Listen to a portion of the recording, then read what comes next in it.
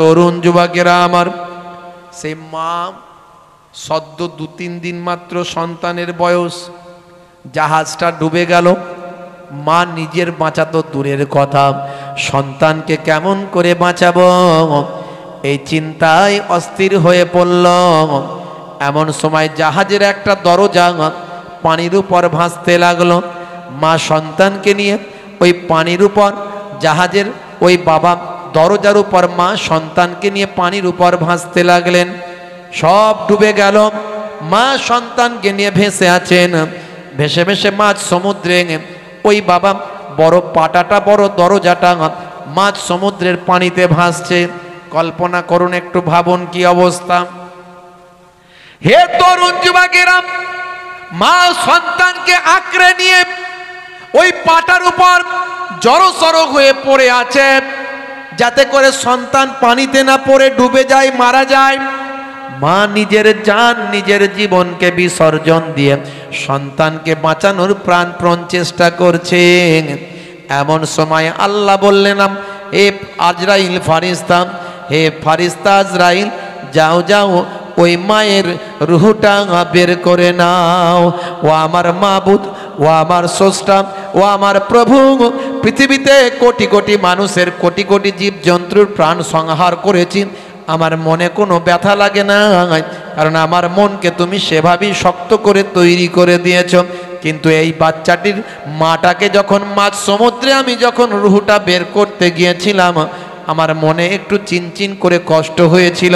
আহারে, এই ছোট্ট শিশুটা কেমন করে বাঁচবে, আমি তার মাটার রুহটা বের করে নিলাম। তুমি বলেছিলে, আমি মায়ের রুহটা বের করে নিয়েছিলাম, মাটা সমুদ্রের তলায় তলিয়ে গেল, আর ওই শিশুটা ওই দরজার পাটাতে ভাসতে রইল। আল্লাহ বললেন, ঠিক আছে, আর কার, আর কার? হে তরুণ যুবকেরা, শুনে রেখে দিন, জেনে রেখে দিন। এমন সময় ফারিস্তা জিব্রাইল আলাইহি, ফারিস্তা আজরাইল আলাইহিস সালাম বললেন, আর একজনের রুহটা কবজ করতে আমার বড় কষ্ট হয়েছিল। সেটা হলো 1 নম্বর জালেম, 1 নম্বর আল্লাহ আপনার দুশ্মন, নিজেকে আল্লাহ বলে দাবি করেছিল, নাম হলো সাদ্দাদ। এই সাদ্দাদ আপনার নবী, আপনার নবী, আপনার পয়গম্বরের কাছ থেকে, আপনার নবী হুদ আলাইহিস সালামের কাছ থেকে শুনে নিয়েছিল জান্নাতের বয়ান। জান্নাতের বয়ান শুনে নিয়ে নিজে জান্নাত তৈরি করেছিল 300 বছর ধরে, লক্ষ লক্ষ শ্রমিক লাগিয়ে জান্নাত তৈরি করেছিল 300 বছর ধরে। যেদিন জান্নাত উদ্বোধন করতে যাবে, জান্নাতের দরজায় পাটা যখন দিয়েছে, তখন মালিক তুমি হুকুম করলে যাও, সাদ্দাদের রুহটা বের করে নাও, যাতে করে সে নিজের তৈরি জান্নাতটা ও দেখতে না পায়। আমার আল্লাহ, তাকে জান্নাত দেখার তুমি সুযোগ দিলে না। একবার যদি সুযোগ দিতে তো কি হতো, কিন্তু তুমি সুযোগ দাওনি। আমার মনে বড় দুঃখ হয়েছিল যখন তার রুহটাকে বের করেছিলাম। সে অনেক কাকুতি মিনতি করেছিল, তারপরও আমি কঠোর, আমি আমার রবের হুকুম পালন করে তার রুহটা বের করেছিলাম। এই দুটো রুহ বের করতে আমার কষ্ট হয়েছিল, মনটা বড় চিনচিন করেছিল। সে একবার অনুরোধ করেছিল যে এত বছর ধরে জান্নাতটা তৈরি করেছে, একবার দেখতে দাও। আমি তাকে দেখতেও দিলাম না, কারণ তোমার অর্ডার ছিল। আল্লাহ বললেন, শোনো হে আজরাইল, শুনে রেখে দাও, জেনে রেখে দাও, ওই মাঝ সমুদ্রে যে মা মারা গেল, ওই সন্তানের কি হলো তুমি কি জানো? আজরাইল ফারিস্তা বললেন, না আয় আমার মাবুদ, আমি জানি না সন্তানের কি হলো, আমি জানি না। সেই সময় দেখতে পাওয়া যায় বাবা, হে তরুণ যুবকেরা, মুরব্বিয়ানেরা, ওই সন্তান মাঝ দরিয়ায় ভাসতে ভাসতে আমি আল্লাহ আমার কুদরতি ক্ষমতায়, আমি কুদরতি পাওয়ারে ওই সন্তানকে তাখতের উপর ঘন্টার পর ঘন্টা ভাসিয়ে রাখলাম। কুদরতি খাবার, কুদরতি বাতাস, কুদরতি স্নেহ মায়া মমতা দিয়ে ঘন্টার পর ঘন্টা বাচ্চাটাকে ওই তাখতের উপর ভাসিয়ে ভাসিয়ে ওকে আমি ডাঙাতে পৌঁছে দিলাম, আরে পৌঁছে দিলাম, ডাঙাতে পৌঁছে দিলাম, একেবারে সমুদ্রের কিনারায় পৌঁছে দিলাম, একটা জঙ্গলের ধারে পৌঁছে দিলাম। যে জঙ্গলের কিনারায় একদল আদিবাসী বাস করত, যারা মাছ ধরার জেলে, এই জেলেরা বাস করত। তখন গোত্র সিস্টেম, তাদের সর্দার সিস্টেম। এমন একজন জেলে দেখতে পেল যে একটা বাচ্চা সুন্দর ফুটফুটে চেহারাটা বড় সুন্দর ছিল। এত সুন্দর চেহারা ছিল, যার চেহারার মধ্যে দিয়ে যেন মনে হচ্ছে নূর চমকাচ্ছে, আলো চমকাচ্ছে। এত সুন্দর চেহারা তাকে আমি আল্লাহ দিয়েছিলাম। ফুটফুটে সন্তানের চেহারা দেখে ওই জেলেটা, ওই মাঝিটা জেলেটা তখন ওই বাচ্চাটিকে ভাই আমার ডাঙাতে তুলে নিল। হে তরুণ যুবকেরা, হে আমার বন্ধুরা, হে আমার মুরব্বিয়ানেরা, ডাঙাতে তোলার পরে সে তার সর্দারের কাছে নিয়ে গেল। সর্দারের কাছে যাওয়ার পরে সর্দার ছিল নিঃসন্তান, সর্দারের কোনো সন্তান ছিল না। সর্দার তখন বলল, কার সন্তান পেলে নিয়ে এলে বাবা? কার মায়ের বুক খালি করে সন্তানকে নিয়ে এসেছো বাবা?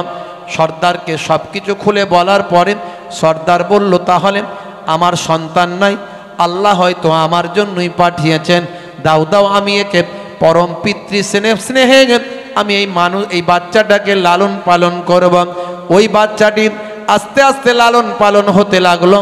অত্যন্ত দেখতে সুন্দর ছিল, অত্যন্ত সুঠাম চেহারার আমি অধিকারী বানিয়ে দিলাম, অত্যন্ত মেধা সম্পন্ন বানালাম, অত্যন্ত শক্তিশালী বাচ্চা বয়স থেকে আমি তাকে বানালাম। বাবা পিতৃস্নেহে মানুষ হতে লাগলো, এই জঙ্গলের ভিতরে বেড়ে উঠতে লাগলো, জঙ্গলের অন্যান্য বাচ্চাদের সঙ্গে খেলাধুলা করে বড় হতে লাগলো। শুনে রেখে দাও, জেনে রেখে দাও, হে ফারিস্তা আজরাইল, ওই বাচ্চার অবস্থাটা একটুখানি শোনো, তোমার জানা নাই, আমি তোমাকে জানাই। হে তরুণ যুবকেরা, হে আমার মুরব্বিয়ানেরা, একদিন জঙ্গলেরই এক ময়দানে বাচ্চাদের সঙ্গে ওই বাচ্চাটা খেলাধুলা করছিল। এমন সময় হঠাৎ করে দেখতে পেলাম একদল সৈন্য ঘোড়ায় চড়ে দ্রুত গতিতে সেই পথে আসছে। এই ঘোড়ায় চড়ে তলোয়ার হাতে দ্রুত গতিতে একদল সৈন্য ওই পথে আসা দেখে বাকি সন্তানরা ছুটে তাদের গোত্রের কাছে পালিয়ে গেল। কিন্তু ওই বাচ্চাটি, যে বাচ্চাটি ওইভাবে মানুষ হতে লাগলো, সেই বাচ্চাটির মনে আমি এত সাহস দিয়েছিলাম, শক্তি দিয়েছিলাম, তার চেহারা এত সুন্দর করেছিলাম, তার মনের জোর এত বেড়ে গিয়েছিলাম, সে কিন্তু সেখান থেকে পালালো না। সে তাদেরকে দেখতে লাগলো, ওই সৈন্যদেরকে দাঁড়িয়ে দাঁড়িয়ে এক জায়গা থেকে চুপ করে তাদের অবস্থানখানা দেখছিল। তুমি জানো না ফারিস্তা আজরাইল, সে বাচ্চাটার খবর জানো না, শোনো। এমন সময় যখন ওই সৈন্যদল তারা ওই জায়গাতে অবস্থান করে একটা শিশি খুঁজে পেল, শিশি, একটা বোতল খুঁজে পেল। তাদের মধ্যে একজন বলল, পেয়ে গেছি। আর ওই বাচ্চাটি সব দেখছে, বলল, পেয়ে গেছি। তারা বলল, পেয়েছো? বলে, হ্যাঁ। হঠাৎ করে দেখা গেল একটা বোতল পেল। ওই বোতলটা নেওয়ার পরেই বলল, এর দ্বারাই, এই বোতলটারই আমি স্বপ্ন দেখেছি। এই বোতলে যেটা আছে সুরমা, এই সুরমাটা যদি আমার চোখে লাগাই তাহলে আমি আমার চোখটা ফিরে পাব। তাদের মধ্যে একজন অন্ধ একজন ছিল, অন্ধ সৈন্য ছিল। সে যখন এ কথাটা বলছে তখন অন্য সৈন্যরা বলছে, তুমি আল্লাহওয়ালা মানুষ, জানি, স্বপ্নে দেখেছো যে এখানে একটা বোতল আছে, তাতে সুরমা আছে, সেই সুরমা যদি চোখে লাগাও তাহলে তুমি চোখ ফিরে পাবে। কিন্তু তারপরেও বলবো এটা একটু অন্যভাবে পরীক্ষা করা দরকার, হতে পারে কোনো বিষ, কোনো কেমিক্যাল, কোনো রকম পয়জন। হঠাৎ দেখতে পেয়ে গেছে ছেলেটা দাঁড়িয়ে আছে। এমন সময় সৈন্যদল তারা বলল, আমাদের অনেক মূল্য, আমাদের অনেক দাম, আমাদের মধ্যে থেকে যদি কারো জীবন চলে যায় সেটা অনেক ক্ষতি হবে। ওই যে দেখো একটা বাচ্চা দাঁড়িয়ে আছে, ওই বাচ্চাটার চোখে একটু দাও, সুরমাটা দিয়ে একটু পরীক্ষা করে দেখো বাচ্চাটার চোখের কোনো ক্ষতি হয় কিনা, বাচ্চাটার চোখের কোনো উপকার হয় কিনা। স্বপ্নে পাওয়া এই সুরমা বাচ্চাটার চোখে একটু লাগিয়ে দাও, দেখো বাচ্চাটার চোখের কোনো ক্ষতি না হলে তাহলে তুমি দেবে। তুমি স্বপ্নে দেখেছো, তুমি বড় আল্লাহওয়ালা মানুষ, এই সুরমা যদি চোখে দেওয়া হয় তাহলে তুমি আর তোমার অন্ধত্ব কেটে যাবে, তোমার চোখ খুলে যাবে। এই বাচ্চাটার চোখে একবার লাগিয়ে দেখো। বাচ্চাটা যখন সব বুঝে ফেললো বিষয়টা কি, সব জানতে পারলো বিষয়টা কি, যখন তার চোখেতে সুরমাটা দেওয়া হলো, সত্যি তার চোখের জ্যোতি আল্লাহ বাড়িয়ে দিলেন। এমন জ্যোতি বাড়িয়ে দিলেন ভাই আমার, আল্লাহর কুদরতি সুরমা সেটা ছিল যেটা স্বপ্নে সে দেখেছিল। ভাই আমার এমন কুদরতি শক্তি আল্লাহ বাড়িয়ে দিলেন তার চোখের দ্বারায়, সে যেখানে দেখে তার ভিতরের খবরটা জানতে পারে। মানুষকে দেখলেন মানুষের ভিতরের খবরটা বুঝতে পেরে যায়। ভাইরা আমার, জমিনের দিকে তাকালেন, জমিনের কোন জায়গায় কি সম্পদ আছে সব দেখতে পেয়ে যায়। যেদিকে তাকায় সেদিক সম্পর্কে সব কিছু তথ্য তার মাথায় চলে আসে। এমন সময় বাচ্চাটা ছিল চালাক, বলল যদি আমি মনে মনে করলাম যদি আমি বলে দিই যে আমি সব দেখতে পাচ্ছি এবং তোমাদের সমস্ত অবস্থা পরিলক্ষণ করতে পারছি, জমিনের দিকে তাকালে জমিনের দূর দূর পর্যন্ত আমার নজর চলে যাচ্ছে। কুদরতি সুরমা আমার চোখে লাগানোর ফলে আমার চোখের পাওয়ার বেড়ে গেছে, আমার আল্লাহ অলৌকিক ক্ষমতাগুলো আমাকে দেখিয়ে দিচ্ছেন। এটা যদি বলি তাহলে ওরা জানতে পেরে যাবে এবং ওরাও সুরমাটা নিয়ে নেবে। না না, এটা আমি ওদের দেব না। তাই বাচ্চাটা ভাই আমার সেই সময়তেই বদমাইশি বুদ্ধি তার মাথায় চলে এলাম। সে সময় বলল আমার চোখে ব্যথা করছে, চোখে ঠিক মতো দেখতে পাচ্ছি না, চোখে আমার জ্বলছে, কেন আমার চোখেতে তোমরা লাগালে? এটা জানতে পারার পরে ওই সমস্ত সৈন্যরা সেই জায়গা থেকে সুরমা না নিয়ে তারা সেখান থেকে চলে গেল। ঘটনাটা শুনুন। হে তরুণ যুবকেরা, হে আমার বন্ধুরা, শুনে রেখে দিন বাবা, ওই ছোট বাচ্চাটি বাড়িতে গিয়ে বাবা ওই গোত্রের মধ্যে গিয়ে তার পালিত যে পিতা ছিল, যে তার বা আমার পিতা যে তাকে পালন করছিল, পালন করা পিতা, সেই পিতার কাছে গিয়ে, অর্থাৎ গোত্র প্রধান ছিল সে বা আমার জেলেদের প্রধান ছিল সে, সেই প্রধানকে গিয়ে সব কথা জানালো। সব কথা জানানোর পরে তার পিতা বড় খুশি হলো। তাহলে বাবা আমরা তো অনেক সম্পদের মালিক হতে পারবো। তোমাকে আল্লাহ যে চোখের সুরমা দিয়েছেন, এই সুরমা দেওয়ার কারণে কুদরতি অলৌকিক শক্তি তোমার মধ্যে আল্লাহ দিয়েছেন। তুমি যা দেখছো তার ভিতরের খবর জানতে পারছ, যেখানে তাকাচ্ছ তার ভিতর পর্যন্ত দেখতে পাচ্ছ।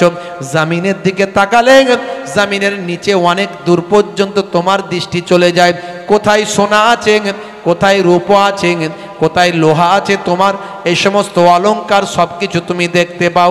চলো বাবা চলো, আমাদের অনেক লোকজন আছে, খুঁজে খুঁজে দেখো কোথায় কি আছে, আমরা সেখান থেকে নিয়ে এসে অনেক সম্পদের অধিকারী হয়ে যাব। অল্প দিনের মধ্যে সেই গোত্র অনেক সম্পদের অধিকারী হয়ে গেল। অনেক মাল মাতা সম্পদ, স্বর্ণমুদ্র, অনেক বাবা বা আমার ধন সম্পদের মালিক হয়ে গেল। হে তরুণ যুবকেরা, হে আমার মুরব্বিয়ানেরা, এমন সময় তার পালন করা ওই পিতা অল্প দিন পরে মারা গেল। মারা যাওয়ার পরে গোত্রের লোকেরা এই যুবক অবস্থায়, এই বাচ্চাটি যখন যুবক হয়েছে তখন সেই যুবককে তাদের প্রত্যেক নিজেদের রাজা বলে, গোত্র প্রধান বলে মেনে নিল। এমন তার শক্তি সামর্থ্য আল্লাহ দান করে দিলেন, সেই জামানার রাজা বাদশার থেকে তার ক্ষমতা বেড়ে গেল। হে আজরাইল ফারিস্তা, শুনে রেখে দাও, জেনে রেখে দাও, কোথা থেকে কোথায় পৌঁছালো একটু ভাবো। এমন সময় দেখতে পাওয়া যায় সেই জামানার যে রাজা ছিল বাদশার সঙ্গে তাদের যুদ্ধ হলো। সেই যুদ্ধে আমি আল্লাহ তাদের জয়লাভ করালাম। জয়লাভ করিয়ে ওই ব্যক্তির সেই জামানার সবচেয়ে বড় রাজাতে পরিণত হলো, বাদশায় পরিণত হলো। তার সম্পদের কোনো অভাব ছিল না। স্বর্ণ রৌপ্য লোহা আকরিক ক্ষমতা, তরোয়াল লোক ঢাল, তলোয়ার ঘোড়া, ভাই আমার যত রকম জমি জায়গা সম্পত্তির কোনো অভাব তার ছিল না। বিশাল সম্পত্তির মালিক হয়ে গেল এক সময়। হওয়ার পরে সে বলতে লাগলো তার প্রজাদেরকে, আচ্ছা আমি তো সমস্ত ক্ষমতার অধিপতি হলাম, আমার কাছে কি নাই বলো?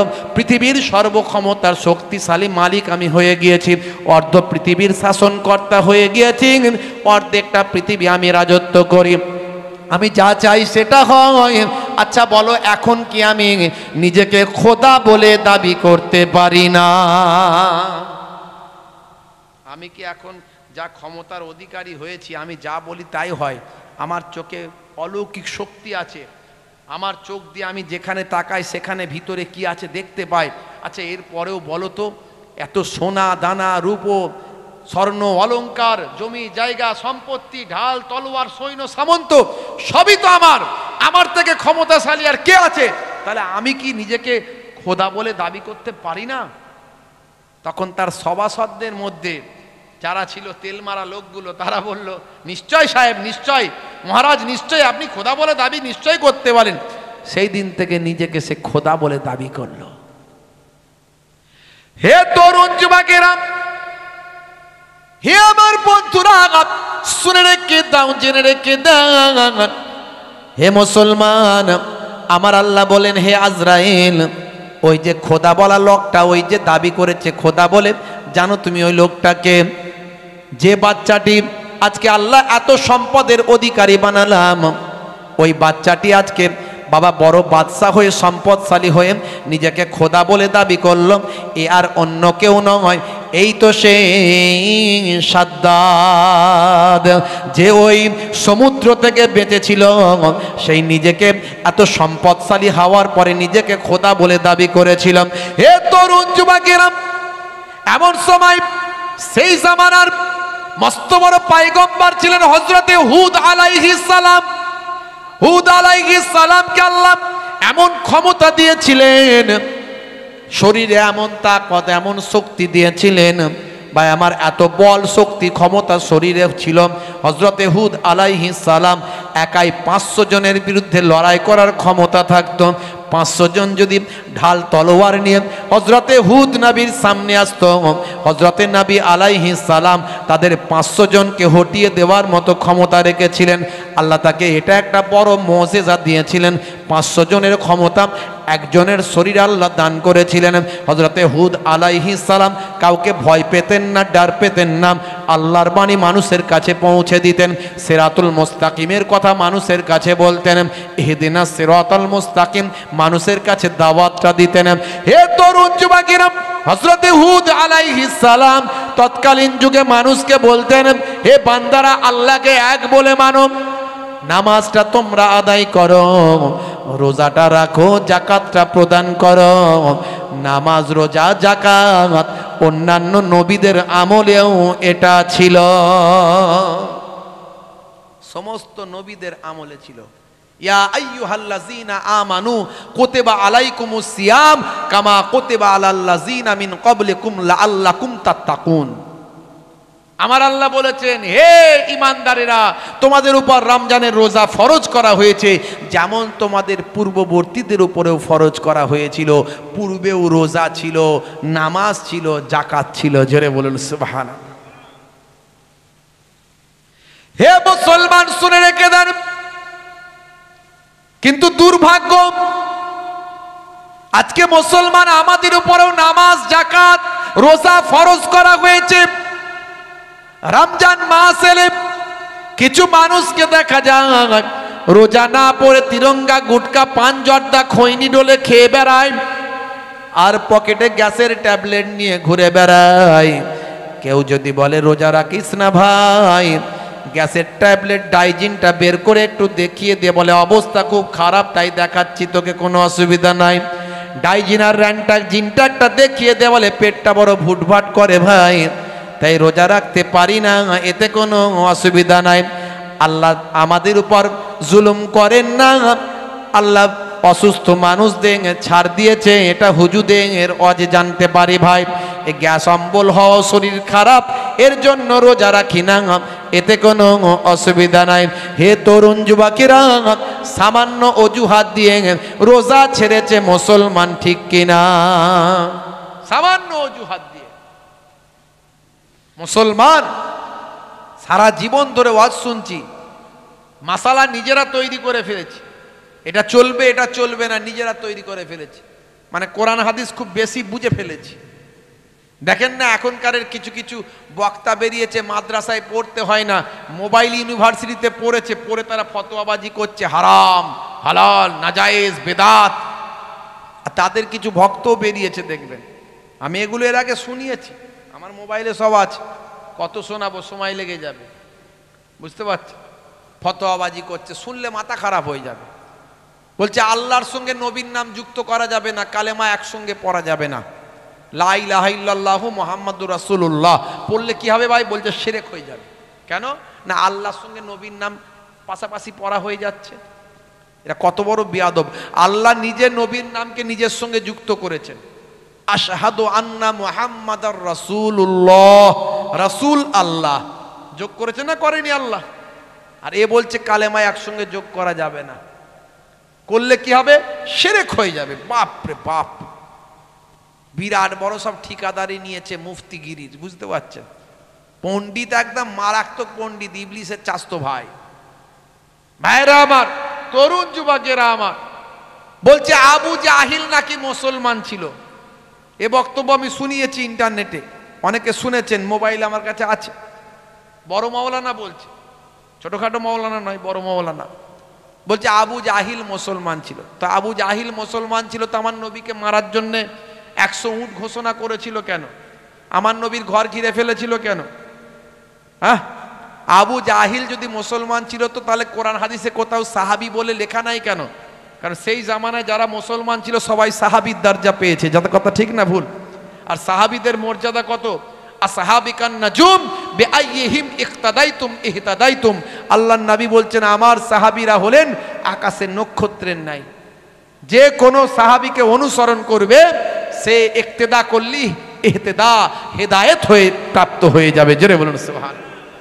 ভাইরা আমার, আবু জাহিল সে 360 খোদায় বিশ্বাসী ছিল, সে কেমন করে মুসলমান হয়?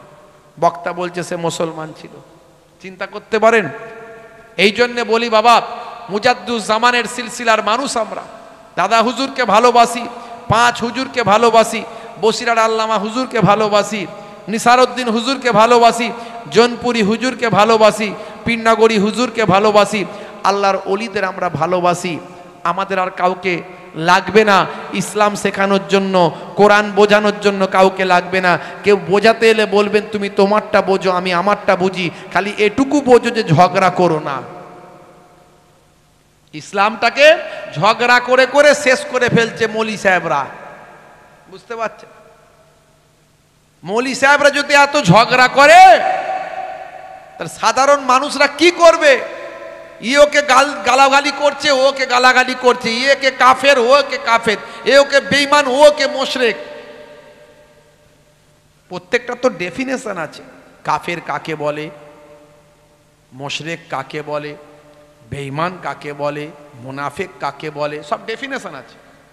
তুমি কোন ডেফিনেশনে ফেলে কাকে মুনাফিক, কাফের, বেঈমান, মুশরিক বলছো? গালাগালি করছো, ওর বিরুদ্ধে গীবত করছো, ওর বিরুদ্ধে গীবত করছো, কাকে বলছো এগুলো? ভাইরা আমার,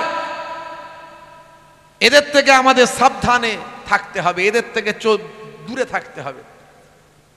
কারণ যত বড় আলেম, মাওলানা, মুফতি, হাজি, হুজুর, পীর, মাওলানা, ভাই আমার, শেখ যে হয় না কেন, যদি আমরা গীবতকারী হয়, গীবতকারীর জন্য কোনো নাজাত নাই। গীবত করা, চগলখড়ি করা, এগুলোর সাজা হচ্ছে মৃত ভাইয়ের গোস্ত খাওয়ার সমান, আর জান্নাতের খুশবুও পাবে না। ভাইরা আমার, তরুণ যুবকেরা আমার, আমি খারাপ হতে পারি, কেউ খারাপ হতে পারে, কিন্তু আমার দাদা হুজুর পীর কেবলার দেখানো পথ, সেটাকে মজবুত করে আমাদের ধরতে হবে। হে জওয়ান যুবকেরা, হে আমার বন্ধুরা, শুনে রেখে দিন বাবা, জেনে রেখে দেন। হে মুসলমান, একটুখানি লক্ষ্য করুন বাবা, সেই নামাজ আমরা ছেড়ে দিয়েছি, মুসলমান নামাজটা ছেড়ে দেবেন না, রাসূলের সুন্নতটা ভুলে যাবেন না, 5 ওয়াক্ত নামাজটা পড়বেন, রমজানের রোজাটা রাখবেন, বছরে 1 মাস রমজানের রোজা ছেড়ে দেবেন না। আমি এর আগে বলেছি রমজানের রোজার মধ্যে অটোফেজি আছে। অটোফেজি এটা হলো গ্রিক শব্দ, যার অর্থ হলো আত্মভক্ষণ, অর্থাৎ নিজেকে খেয়ে ফেলাম। বা আমার জাপানের বিজ্ঞানী ওসিনোরি তিনি রমজানের রোজা নিয়ে গবেষণা করে নোবেল প্রাইজ পেয়েছেন। ভাই আমার, বিখ্যাত প্রাইজ, পৃথিবী বিখ্যাত একটা প্রাইজ, নাম হলো নোবেল। এই নোবেল প্রাইজ লাভ করেছেন অটোফেজি নিয়ে গবেষণা করে। ভাই আমার, তিনি রমজানের রোজার মধ্যে বৈজ্ঞানিক ব্যাখ্যা দিয়েছেন। এর আগে আমি বক্তব্যে সেটা বলেছি। হে তরুণ যুবকেরা, নামাজের থেকে ভালো ব্যায়াম কিছু হতে পারে না। ওযু করলে আপনার আমার টেনশন ফ্রি হয়, নার্ভগুলো শান্ত হয়ে যায়, রাগ কমে যায়, শরীর সুস্থ হয়, জীবাণু ঝরে ঝরে চলে যায়, জীবাণুমুক্ত শরীর হয়ে যায়। এমন কিছু অনেক জীবাণু বাতাসে ঘুরে বেড়ায় যেগুলো আমরা চোখে দেখতে পাই না। যে অঙ্গগুলো আমাদের শরীরের যে অঙ্গগুলো খোলা থাকে সেগুলোতে জীবাণু অ্যাটাক করে। যখন আমরা দিনে 5 বার অজু করি, এই অজু করার সঙ্গে সঙ্গে আমাদের শরীরটা জীবাণু মুক্ত হয়ে যায়। হে তরুণ যুবকেরা, ইসলামে যা শেখানো হয়েছে সবের মধ্যে বিজ্ঞান বাস্তবতা আছে। আমি উদাহরণগুলো অনেক দিয়েছি, আজ আমি উদাহরণ বেশি দেব না, বেশি সময় নেব না। মুসলমানের ছেলে নেশামুক্ত জীবন যাপন করুন, কথাগুলো মাথায় রাখুন, জীবনটা ধন্য হয়ে যাবে। অনেকে আমাকে ফোন করে, হুজুর আপনার ওয়াজ শুনে আমার জীবন পরিবর্তন হয়েছে, আমি নেশামুক্ত জীবন যাপন করছি, আমি মদ খাওয়া ছেড়ে দিয়েছি। ইন্টারনেটে আছে, আমি আগের দিন আপনাদের শুনিয়েছিলাম, এখানে শুনিয়েছি কিনা বলতে পারবো না। এক মা আমাকে ফোন করেছেন, যদি মোবাইলে থাকে আমি শোনাচ্ছি। এক মা আমাকে ফোন করেছেন, ফোন করে বলছেন, হুজুর দেখুন। আসসালামু আলাইকুম। ওয়ালাইকুম আসসালাম। কে বলছেন? অনেক দূর থেকে বলছি, নদিয়া থেকে। নদিয়া ডিস্ট্রিক্ট। ঠিক আছে, আপনার সঙ্গে কথা বলতে কিন্তু খুব, আপনি কেউ তোমাকে বলেছিল? আমি তোমার নাম্বার ইউটিউব থেকে বার করলাম, তা হয়েছে পাইনি, হয়েছে ক্যামেরাম্যানের নাম্বার পেয়েছিলাম, ওনার সঙ্গে নাম্বারটা নিলাম। বলছি যে আমার স্বামী আপনাকে খুব ভক্ত, খুব আপনার জলসা শোনে, আর কোনো কাউরির জলসা শোনে না। তো হচ্ছে কিনা উনি হঠাৎ আগে খুব দারু খেত, খেয়ে নেশা ভান করতো, করতে করতে মদ খেত। এখন মানে ঠিক হয়ে গেছে আপনার জলসা শোনার পর। আর আলহামদুলিল্লাহ, আলহামদুলিল্লাহ, খুব ভালো। আচ্ছা, হ্যাঁ, আপনাকে ভক্ত, কিন্তু খালি নামাজ পড়বো আর যেটুকুনি টাইম, আর দিন 24 ঘন্টা আপনার জলসা শুনবে। হচ্ছে জলসা শুনবে, তাতে আমরা বিরক্ত নাই, কিন্তু ঘুমের টাইমটা ঘুমাইছি না, দিয়ে পাগলা হয়ে যাওয়ার মতো হয়েছি। বাড়িতে কাউকে দাঁড়াইতে দিচ্ছি না, কাপড় চুপুর মানে থালা ঘটি যা যেখানে ঘর থেকে বলছে আবর্জনা নোংরা সব বার করে আগুন লাগিয়ে দিয়েছি। আর সারা রাত সেই মসজিদ আর বাড়ি করছে, কিচ্ছু খাইছো না। আর রাত দিন জলসা শুনছে, আর রাত দিন 24 ঘন্টা আপনার জলসা শুনছে, তাতেও আমরা বিরক্ত নাই। ঠিক আছে, জলসা শুনছি ভালো, আল্লাহর কথা বলছি, হাদিস পাকের, আপনি যে বলবেন সেগুলো সব কাজ করে। কি কাজ করছে? কি কাজ করতো? মিস্ত্রি কাজ। আপনার কাজে আমি অনেকক্ষণ কথা বলেছি আমার সঙ্গে, এত কথা শোনানো যাবে না, তো সেনা চেষ্টা করবে। এই জন্যই তো কোরআন এবং হাদিস পাক আপনাকে দেওয়া হয়েছে, যাতে করে এহসাস অনুভূতি তৈরি হয়। হে তরুণ যুবকেরা, হে আমার বন্ধুরা, শুনে রেখে দিন বাবা, জেনে রেখে দেন। আসল ওয়াজটা আপনাকে করে দিন, মূল আলোচনাটা আপনাকে করে দিন। ওয়াজের উদ্দেশ্য, জলসার উদ্দেশ্য, বা আমার লেকচার বক্তৃতা, কোরআন মাজিদ হাদিস পাকের তাকরির বয়ানের উদ্দেশ্য হলো মানুষকে আল্লাহমুখী করা। এই আল্লাহমুখী করার আলোচনাটা একটু করে দিন, নবীমুখী করা, নবীর সুন্নতমুখী করা একটু আলোচনাটা আপনাদের করে দিন। হে তরুণ যুবকেরা, আমার আল্লাহ কোরআন মাজিদের মধ্যে বললেন, কুল্লু নাফসিন যায়কাতুল মউত, প্রত্যেক প্রাণী মাত্রই মৃত্যুর আস্বাদ গ্রহণ করবে, মরতে আপনাকে আমাকে হবে। আমার আল্লাহ কোরআন মাজিদে আরো বললেন, বান্দারে শুনে রেখে দে, ইজা জা আজালহুম লা ইস্তাখিরুনা সাআতাও ওয়ালা ইস্তাকদিমুন। মৃত্যুর জন্য, মৃত্যুর ভয়ে বান্দা তুমি শুনে রেখে দাও, মৃত্যুর যে সময় নির্ধারণ করা হয়েছে সেই সময়ের একটু এদিক ওদিক করা হবে না। যে সময় তোমার জন্য বেঁধে দেওয়া হয়েছে সেই সময়তেই তোমার মওতটা হবে। হে তরুণ যুবকেরা, হে আমার বন্ধুরা, আমার আল্লাহ কোরআন মাজিদের মধ্যে আবার বললেন, আইনামা তাকুনু ইয়াদরিকুমুল মাউত ওয়ালাউ কুনতুম ফি বুরুজিম মুশাইয়্যাদা। বান্দা তুমি মৃত্যুর ভয়ে যেখানে পালায়ন করো না কেন, মৃত্যুর হাত থেকে রেহাই পাবে না, বাঁচতে পারবে না। সুদৃঢ় গম্বুজের ভিতরে, মজবুত কেল্লার ভিতরে আত্মগোপন করলেও মৃত্যুর হাত থেকে রেহাই পাওয়া যাবে না। কেউ ভেলোর চলে যায়, কেউ মৃত্যু থেকে বাঁচার জন্য চেন্নাই যায়, কেউ ব্যাঙ্গালোর যায়, কেউ মণিপালে যায়। হার্ট অ্যাটাক থেকে বাঁচার জন্য, ক্যান্সার থেকে রক্ষা পাওয়ার জন্য টাটা হসপিটালে যায়। হে তরুণ যুবকেরা, আল্লাহ বলছেন যদি আমি মওত লিখে থাকি, যদি আমি মৃত্যুটা তার লিখে থাকি, মৃত্যুর হাত থেকে সে রেহাই পাবে না, মৃত্যু তাকে পাকড়াও করবে। আজরাইল ফারিস্তা তার সামনে গিয়ে দাঁড়িয়ে যাবে। যে সময় বলা হয়েছে সময়ের পরিবর্তন হবে না, মৃত্যুর হাত থেকে রেহাই পাবে না। বন্ধুরা আমার, তরুণ যুবকেরা আমার, হে আমার মুরব্বিয়ানিরা, শুনে রেখে দিন বাবা, জেনে রেখে দেন, আজরাইল ফারিস্তা, আজরাইল ফারিস্তাকে আমার আল্লাহ এমনভাবে তৈরি করেছিলেন, আল্লাহ তাআলা তার ক্রোধ, তার রাগ, তার ক্রোধকে, আজরাইল ফারিস্তাকে আল্লাহ সেই ক্রোধ রাগ দ্বারা আমার আল্লাহ তৈরি করেছেন। আজরাইল ফারিস্তার মধ্যে কোনো দয়াময় আল্লাহ দেননি, যাতে করে তার মধ্যে দয়াময়ার বা আমার কোনো রকম কোনো লেস না তৈরি হয়, তাহলে সে রূহ কাবজ করতে পারবে না। আমার আল্লাহ আজরাইল ফারিস্তাকে সেইভাবেই সৃষ্টি করেছেন। হে তরুণ যুবকেরা, হে আমার মুরব্বিয়ানিরা, আজরাইল ফারিস্তাকে আমার আল্লাহ বললেন, হে আজরাইল, তুমি পৃথিবীর বুকে এত প্রাণ সংহার করেছ, এত মানুষের, এত জীবজন্তুর প্রাণ তুমি হরণ করেছ। আচ্ছা বলো তো, কোনো প্রাণ সংহার করতে কি তোমার কষ্ট হয়েছে? কোনো প্রাণ সংহার করতে, বের করতে কি তোমার কষ্ট হয়েছে?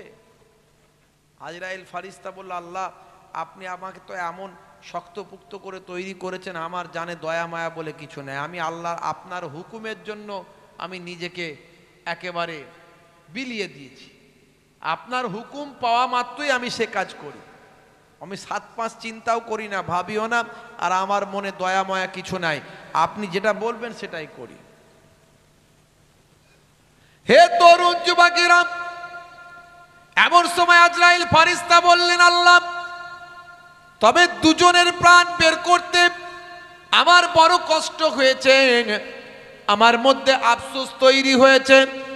এরকম পাষাণ হৃদয় আমার আল্লাহ আপনি দিয়েছেন, এরপরেও আমার হৃদয়ের ভিতরে একটা কষ্টের অনুভূতি তৈরি হয়েছে।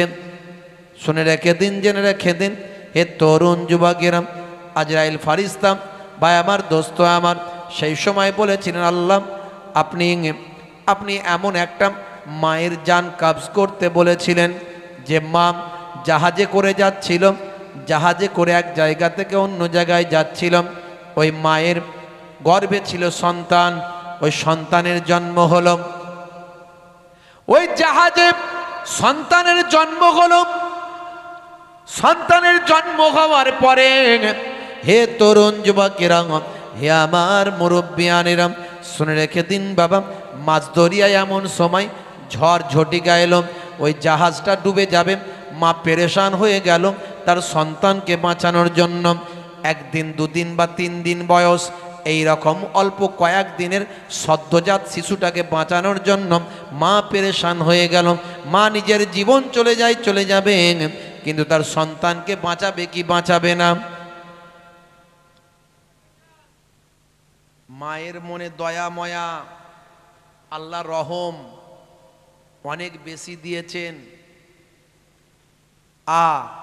মায়ের তুলনা পৃথিবীর জমিনে হয় না, তাই মাকে কষ্ট দিও না, মাকে কষ্ট দিও না। মা হলো আমার হৃদয়ের আলো, জননীর মুখ দেখে প্রাণ করে ভালো। জোরে হবে না? আরে জোরে হবে না? মায়ের দরজা অনেক বেশি দেয়া হয়েছে। আল্লাহর নবী বলেছেন, ইজহাব ফাআকরিমহা ফাইন্নাল জান্নাতা তাহাতা রিজলাইহা। যাও তুমি তোমার মায়ের সম্মান করো, কারণ তোমার মায়ের পায়ের তলায় তোমার জান্নাত। জোরে হবে না? আরে জোরে হবে না? সেই মায়ের মর্যাদা আল্লাহ অনেক দিয়েছে। আর পিতা বাপের সম্মানও আল্লাহ কম দেননি, বাপের সম্মানও করতে হবে। কোরআন মাজিদ আল্লাহ রাব্বুল আলামিন বলে দিয়েছেন, ওয়াসাইনাল ইনসানা বিওয়ালিদাইহি ইহসানা হামালাতুহু উম্মুহু কুরহাউ ওয়া ওয়াদাআতুহু কুরহা ওয়া হামলুহু ওয়া ফিসালুহু সালাসুনা শাহরা। আমার আল্লাহ বলেছেন, তোমরা তোমাদের পিতামাতার ইহসান করো, কারণ তোমাদের মা তোমাদের গর্ভে ধারণ করেছে এবং তোমাদেরকে দুগ্ধ পান করিয়েছে। 30টা মাস সময় লেগে গেছে। জোরে বলুন সুবহানাল্লাহ। সেই মাকে কষ্ট দেবেন না, বাপকে কষ্ট দেবেন না। মুসলমানের ছেলে বুড়ো বাপ মাকে কষ্ট দেয়, অনেক ক্ষেত্রে দেখা যায় বুড়ো বাপ মাকে কষ্ট দেয়। বুড়ো বাপ মাকে কষ্ট দেবেন না। সেই মাকে নিয়ে আমার কয়েক লাইন কবিতা আমি লিখেছি। তাই মা হলো আমার হৃদয়ের আলো, জননীর মুখ দেখে মন করে ভালো। মায়ের আঁচলেতে কত মুখ মুছেছি, যখনই মুখে হাতে নোংরা দেখেছি। মা আমার কান্নায় বিচলিত হয়ে যায়, সন্তানের চোখে পানি বুকটা ফেটে যায়। মায়ের কদমেতে জান্নাত জানো কি, সেই কদমে তুমি চুম্বন করো কি। আরো কত সম্মান মায়ের জানো কি, জানলে জীবনে তুমি তা মানো কি। জোরে হবে না? জননী মায়ের স্মৃতি আজ বুকে বয়ে যায়, কষ্টের দিনগুলো আজ মনে পড়ে যায়। জননীর অনাহারে দিন রাত কেটে যায়, তবু যেন সন্তান খালি পেটে না রয়। মা হলো তোমার দুনিয়াতে জান্নাত, মা রাজি না হলে পাবে তুমি দোজখ। এই কথা তুমি আজও মানো কি, মানলে মায়ের সেবা করো কি। এটা হলো আল্লাহর নির্দেশ জানো কি, জানলে সে বিধান তুমি তা মানো কি। জোরে হবে না? জোরে হবে না? মা ছিল এক গো আলকামা সাহাবীর, বড় ভালোবাসতো পুত্র বেনাজির। মায়ের হৃদয়ে ব্যথা লেগে যায় যখনই, মা বলে প্রভু আমি তার জননী। হাত দুটো তুলে মা খোদাকে জানাই, বড় ব্যথা পেয়েছি ওগো প্রভু দয়াময়। ইন্তেকালে তার দেখো কি ঘটে যায়, ইন্তেকালে তার দেখো কি ঘটে যায়, সাহাবীর কালেমা নসিবে না হয়। নবীজির ওসিলায় মা তাকে ক্ষমা দেয়, কালেমা পড়ে তার রূহ পাখি উড়ে যায়। মা হলো আল্লাহর বড় এক নিয়ামত, দুনিয়ার সন্তান করো তার খিদমাত। বলুন ইনশাআল্লাহ। যাদের মায়ের সঙ্গে গন্ডগোল আছে, অনেকে মায়ের সঙ্গে ঝগড়া করে, আজকে গিয়ে ক্ষমা চাইবেন, কারণ মায়ের পায়ের তলায় সন্তানের জান্নাত। নবী বলেছেন যাও তোমার মায়ের খেদমত করো, কারণ তোমার মায়ের পায়ের তলায় জান্নাত। আমার কবিতার মাধ্যমে মায়ের সম্পর্কে সব আমি লিখে দিয়েছি এখানে, এই কবিতাটা বুঝলেই বুঝতে পারবেন। জি হ্যাঁ, নবীর সাহাবী মায়ের সঙ্গে মন কষাকষি হয়েছিল, মা দুঃখ পেয়েছিল, নবীর সাহাবী বলে কথা, সে নবীর সাহাবীর পর্যন্ত কালেমা নাসিব হচ্ছে না, তা আমি তুলে ধরেছি এখানে। মা হলো আল্লাহর বড় এক নিয়ামত, দুনিয়ার সন্তান করো তার খিদমাত। মায়ের দোয়াতে বাইজিদ ওলিয়াক, আল্লাহর দেওয়া মা, মা হলো রাহমান। জোরে হবে না? মহিবুল্লাহ বলে যে আবার, মা হলো পৃথিবীর সেবা সবার।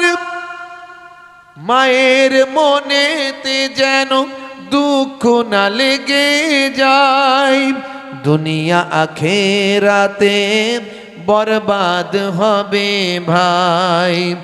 আছে কেউ এমন দোয়াটা পেতে চাই,